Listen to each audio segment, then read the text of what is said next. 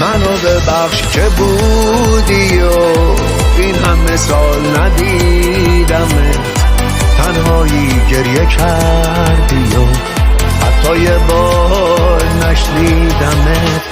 زیباترین خاطره پاییز پشت پنجره، خواستم بدونی این روزا حال من از تو بدتره.